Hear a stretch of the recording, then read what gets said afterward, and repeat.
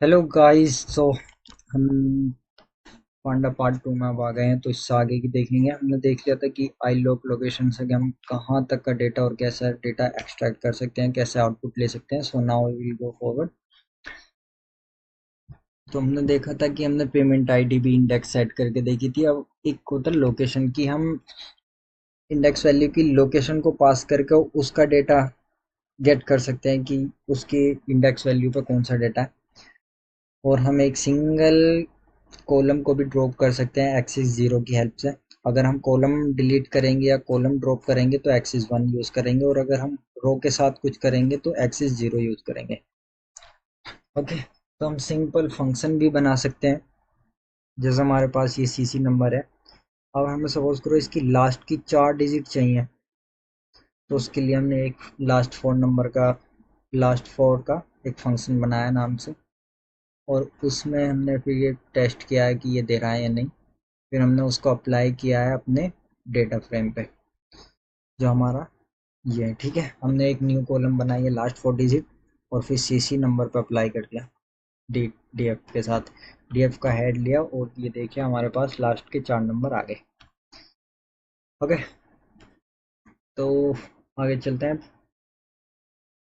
अब देखेंगे हम इसमें फिल्टरिंग, क्योंकि जब हम डेटा पढ़ रहे हैं तो डेटा में ये तो है नहीं कि हम 100 200 1000 2000 कॉलम्स और रो के साथ डील करेंगे। हम मल्टीपल्स रो के साथ डेटा डील करेंगे, जिसमें हमारा लार्ज अमाउंट ऑफ डेटा होगा। उसमें हम डेटा जब एक्सेस करेंगे या डेटा को फिल्टर आउट करेंगे, तो हमें डेटा बहुत जल्दी चाहिए, और उसके लिए हम फिल्टर के बेस पर हम डेटा को जल्दी गेट कर सकते हैं।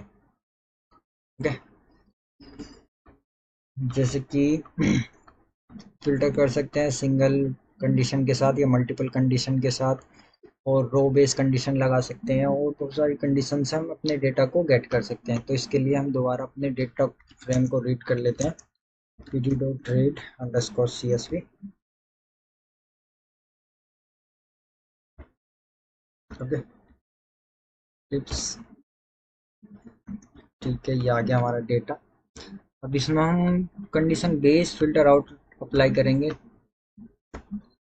ओके, अब सपोज करो हमें वो डेटा चाहिए जहाँ पर हमारा टोटल बिल जो है वो 40 रुपये से ऊपर है। मतलब ये जो टोटल बिल है वो 40 रुपये से ऊपर है, तो हम करेंगे कि डीएफ। ठीक है, डीएफ, और इसके अंदर टोटल टोटल बिल कितना होना चाहिए? 40 रुपये से ग्रेटर होना चाहिए। ओके, ये देखिए ये हमारा जो भी बिल है वो आ गया, कि जितने भी बिल हैं हमारे 40 रुपये से ऊपर वाले वो सब आ गए हैं। इसी तरह से हम और फिल्टर अप्लाई कर सकते हैं। जैसे कि हम देख सकते हैं कि हमारे में कितने मेल हैं और कितने फीमेल हैं। ठीक है, डीएफ, और फिर ले लेते हैं हमारी कॉलम है सेक्स एंड। अब इसमें हम लगा देंगे एक condition equal to male. Okay, अब हमें गिनने आई, हमें काउंट करना है कि कितने हैं। तो काउंट एक फंक्शन होता है, इसको अप्लाई कर देंगे। तो इसने बता दिया, देखो ये 157 हमारे पास टोटल मेल कस्टमर हैं, जिनकी एंट्री हमारे डेटाबेस में और हमारे इसमें एक्सेल सीट में है। अब सपोज करो हम एक ही कंडीशन नहीं, हम मल्टीपल कंडीशन लगा सकते हैं लॉजिकल एंड और गेट के साथ। जैसे एंड और नॉट इक्वल टू। उसके मैं कुछ एग्जांपल फिल्टर आउट कर देता हूँ यहाँ पर। ठीक है, अब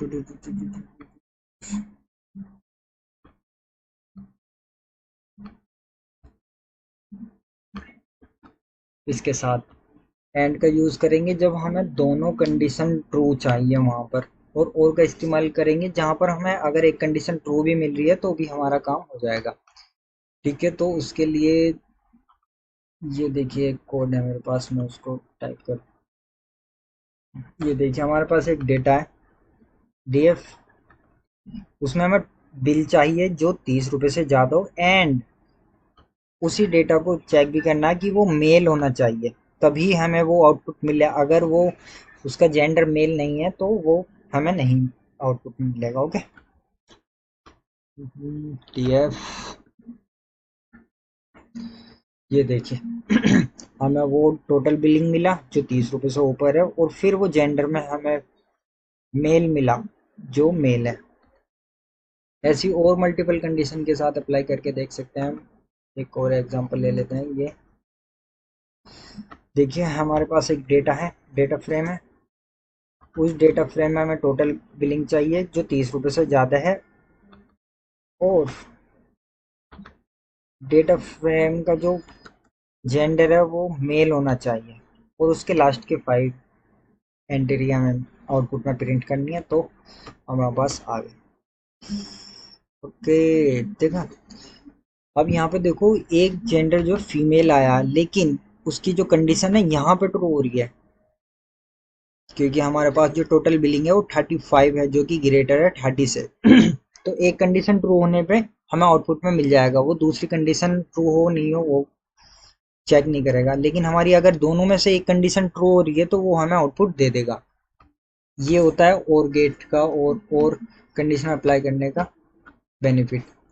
अब सपोज करो हम एक इसमें फंक्शन होता है इज इन, कि हम कुछ रूल ऑफ सेट बना देते हैं कि चेक करते हैं कि ये हमारे डेटा में अप्लाई हो रहे हैं या नहीं हो रहे। तो हमारे पास एक ऑप्शन नाम का वेरिएबल में मैंने सेट और सन ऐड कर दिया, यानी सैटरडे और संडे ऐड कर दिया, एक लिस्ट बना दिया और इसको एग्जीक्यूट कर दिया। अब ये चेक करूंगा कि ये मेरे डेटा फ्रेम में है या नहीं है, और है तो सिर्फ उनका ही डेटा दे दे। ठीक है।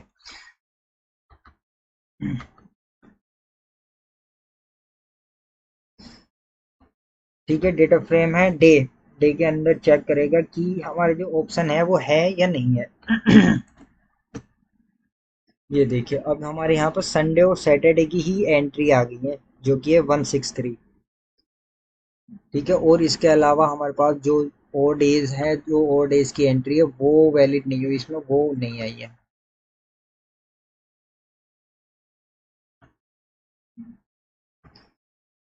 इसको और इम्प्रूव करने के लिए हम sorting भी यूज़ कर सकते हैं, कि हमें अपने डेटा को किस तरीके से शो ऑफ करना है यूज़र के सामने या आउटपुट में अपने। इसके लिए हमारे पास एक मेथड है कि sorting sorting वैल्यू टिप्स और असेंडिंग फॉल्स। ठीक है, ये देखिए ये असेंडिंग ऑर्डर में अब हमें डेटा मिल गया है टिप्स का। ओके, और फिल्टर आउट करने के लिए हम किसी और कॉलम पे लगा देते हैं फिल्टरिंग। ये देखिए अब हमारे पास शॉर्ट वैल्यू हो गई है टिप्स की भी और साइज की भी। हम मल्टीपल कॉलम को एक साथ भी सॉर्ट कर सकते हैं असेंडिंग और डिसेंडिंग ऑर्डर में। बाय डिफॉल्ट ये असेंडिंग होती है, अगर हमें डिसेंडिंग करनी है तो ये असेंडिंग फॉल्स करना पड़ता है हमें। ओके, और इसी तरह अगर हमें किसी भी कॉलम के लिए हमें मिन मैक्स वैल्यू निकालनी है तो उसको भी हम फाइंड आउट कर सकते हैं। ओके, तो यहाँ पे देख सकते हैं हमने बिलिंग की मैक्स वैल्यू फाइंड आउट की है, और हमारे पास आ गई है 50.81, यानी 50.81। अब सपोज करो हमें इसकी आईडी निकालनी है, मतलब कि इंडेक्स वैल्यू निकालनी है कि मैक्स वैल्यू किस इंडेक्स वैल्यू पे है। तो निकल गया 170, 170 इंडेक्स पे हमारी ये मैक्सिमम वैल्यू है। और इसी तरह अगर हम सपोज करो मिनिमम वैल्यू फाइंड आउट करनी हो तो उसके लिए भी हम easily with the help of panda हम मिनिमम वैल्यू फाइंड आउट कर सकते हैं। ये देखिए, और सेम अगर हमें मिनिमम वैल्यू की इंडेक्स फाइंड आउट करनी हो तो वो भी हम इजीली कर सकते हैं। 67 पे हमारी सबसे मिनिमम बिलिंग हो रही है।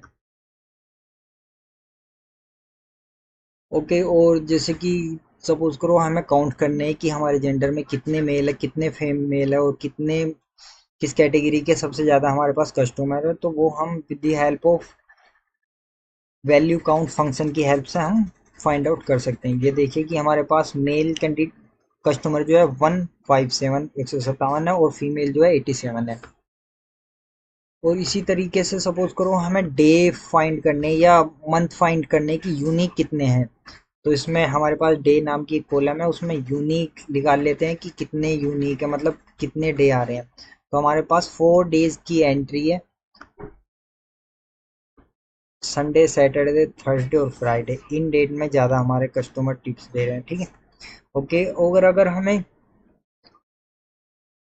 ओके, और अगर हमें यूनियन नंबर में चाहिए कि बाइनरी नंबर में चाहिए जिससे कि हमारे पास नंबर आ जाए। देखिए हमारे डे की जो एंट्री हो रही है 4 हो रही है, सिर्फ सैटरडे, संडे, सैटरडे, थर्सडे और फ्राइडे, सिर्फ 4 एंट्री है हमारे डे वाली कॉलम में।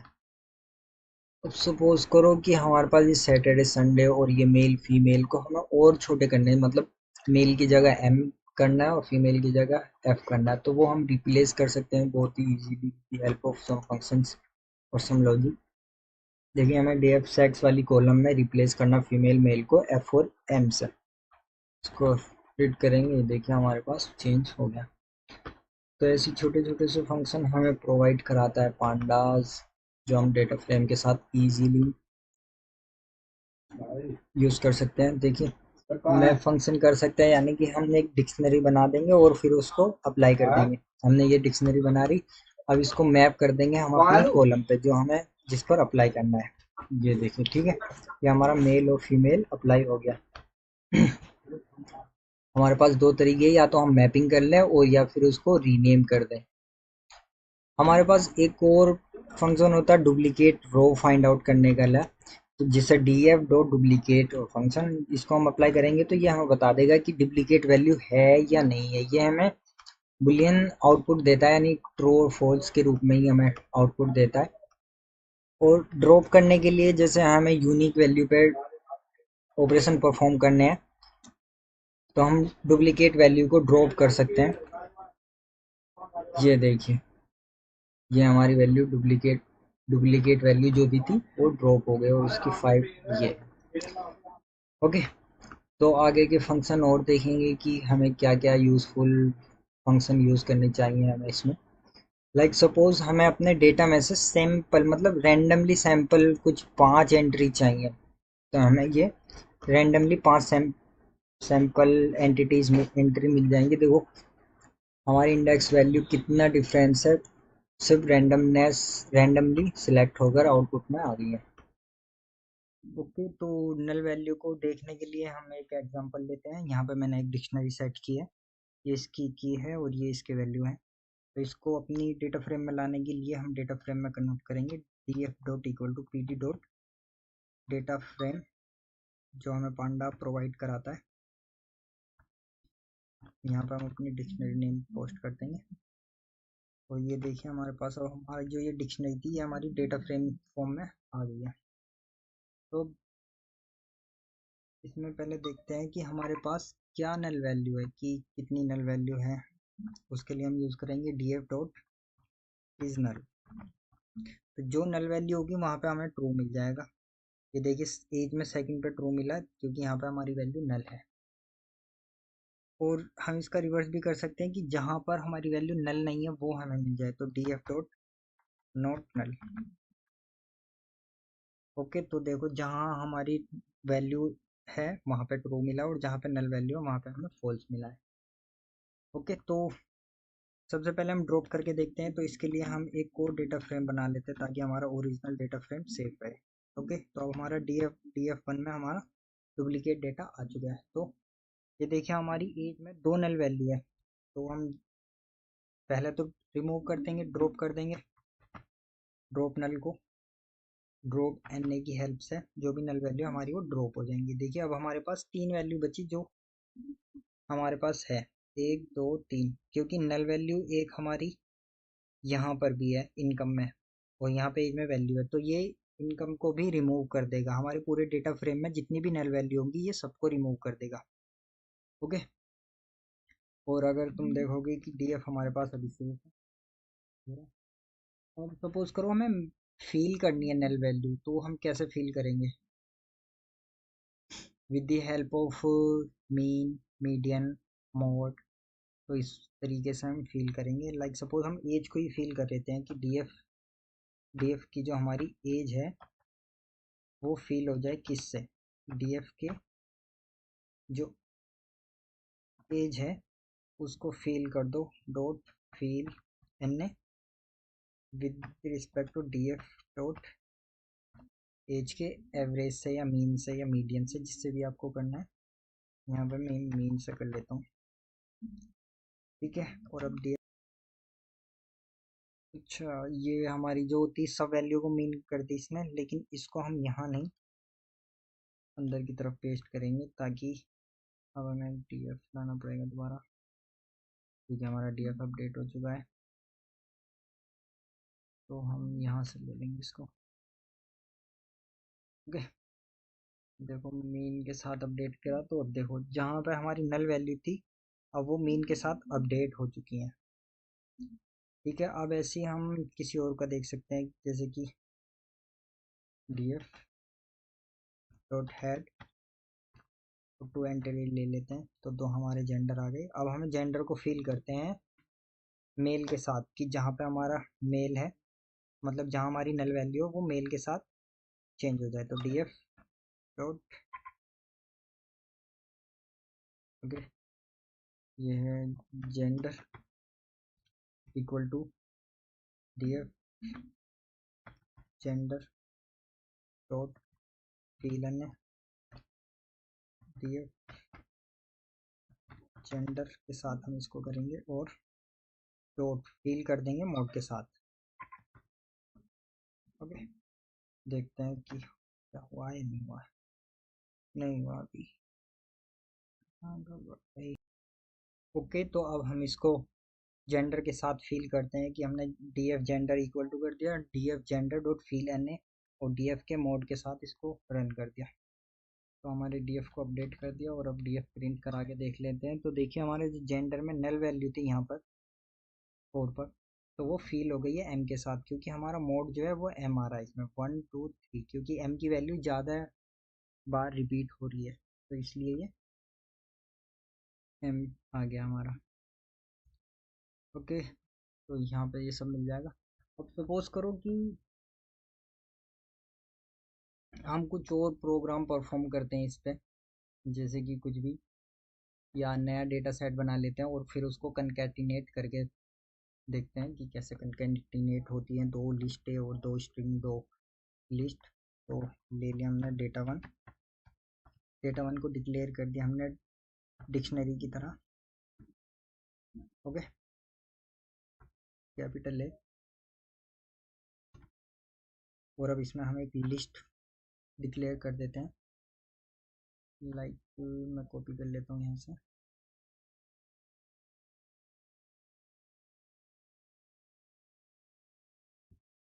ओके, अब इसको रन करेंगे तो डेटा वन आ गया हमारे पास, और ऐसे ही डेटा टू हम डिक्लेयर कर लेते हैं एक और।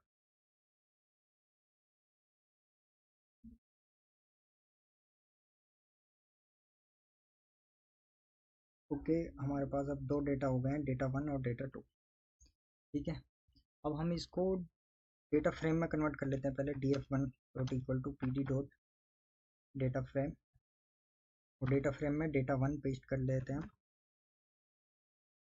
ओके, हमारा डी एफ वन में हमारा डाटा वन आ चुका है, और अब डी एफ टू को भी ऐसे ही हम अपने डेटा फ्रेम में कन्वर्ट कर लेते हैं, P D dot data frame, और डेटा टू को पेस्ट कर देते हैं इसमें। ये देखिए अब हमारे पास डी एफ वन आ चुका है, dot head D entity tree ले लेते हैं। ओके, और हमारे पास डी एफ टू आ चुका है, डॉट हेड, और इसकी भी थ्री एंट्री ले लेते हैं। ये देखिए ये ए बी सी डी। ठीक है, अब इसके साथ हम ऑपरेशन परफॉर्म करते हैं कि कैसे कनकैटिनेट कर सकते हैं, मतलब दोनों इनको एक डेटा फ्रेम में ला सकते हैं। तो इसके लिए हमारे पास फंक्शन है पी डी डॉट कनकैट, ओके, और D F one comma D F two. ये देखिए अब हमारे पास ये एक ही डेटा फ्रेम में आ जाएंगे, और एक्सिस वन यानी कि जो हमारी कॉलम है वो ऐसा आता है। ओके, ये देखिए अब हमारे पास जो हमारे ये अलग डेटा फ्रेम थे वो सब अब एक ही डेटा फ्रेम में आ चुके हैं। ओके, अब सपोज करो कि मुझको ऐसे नहीं करने की, यहाँ पर ये है मतलब ए बी सी डी रो ये 4 तक आ रही है, और इंडेक्स नंबर तक।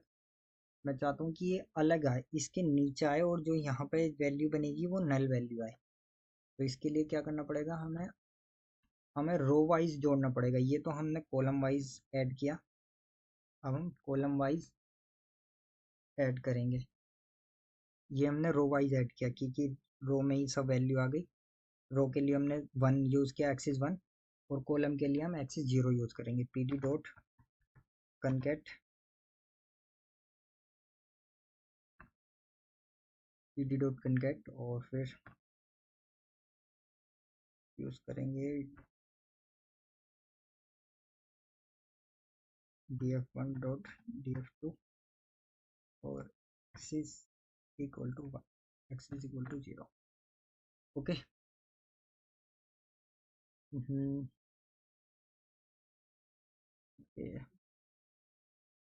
ये देखिए, अब हमारी जो यहाँ पर क्योंकि हमारी जो df1 है उसमें cd कॉलम नहीं है, तो वहाँ पर उसकी वैल्यू नल हो गई।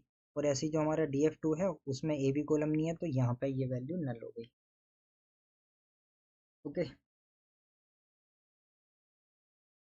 अब सपोज करो कि हम इनको ऊपर नीचे करना चाहते हैं, मतलब कोई एक्स्ट्रा ये नहीं चाहते, बस ऊपर नीचे आ जाएंगे cd में।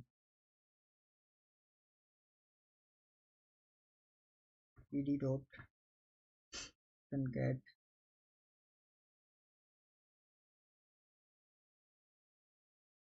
क्लोज के लिए अलग फंक्शन यूज कर लेंगे हम, df dot column equal to 2। Okay, df2 dot columns equal to df1 dot columns. Okay, run करते हैं, df प्रिंट कर लेते हैं, cd आ गया, और df1 प्रिंट करते हैं तो abcd आ गया, ab आ गया। ठीक है, अब हम इसको कंकैटिनेट करते हैं एक्सिस 0 के साथ।